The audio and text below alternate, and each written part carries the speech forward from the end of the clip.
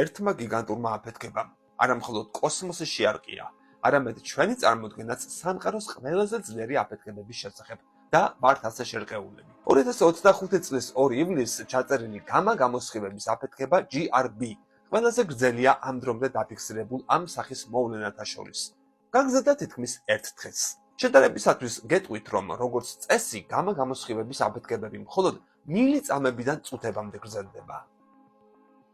ეს მოვლენა საერთოდ არ ჰგავს ბოლო 50 წლის განმავლობაში ნანახ სხვა არც ერთ GRB-ს.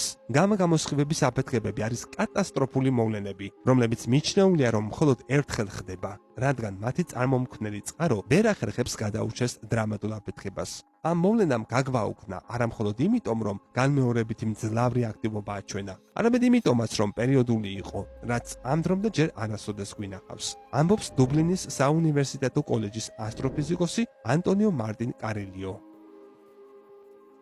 მიჩნეულია, რომ მათ უკან ორი მთავარი მექანიზმია. პირველი, მასიური ვარსკვლავის სუპერნოვად აფეთქება, ბირთვის კოლაფსირებით, რა დროსაც ვარსკვლავის ბირთვი გრავიტაციით კოლაფსირდება და შავ ხვრელად გადაიქცევა. ეს პროცესი წარმოქმნის ხანგრძლივ აფეთქებებს, რომლებიც 2 წამზე მეტხანს გრძელდება.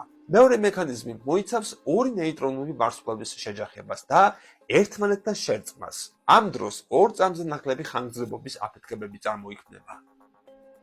ახალ მოვლენას GRB 25.07.02 უწოდეს და მისი უშუალო ბუნება მყისიერად აშკარა გახდა. აღმოაჩინეს NASA-ს გამა-გამოსხივების კოსმოსური ტელესკოპის ფერმისგან მიღებული განგაშის სიგნალების საფუძველზე. არა მხოლოდ ერთხელ, არამედ 3 სხვადასხვა დროს რამდენიმე საათის განმავლობაში.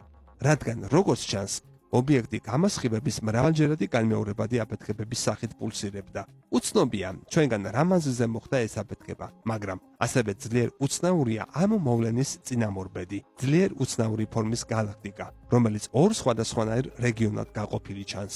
შეიძლება სწორედ ეს იყოს მინიშნება აფეთქების გამომწვევზე, მაგრამ ამ მომენტისათვის დაზუსტებით არაფერია ცნობილი.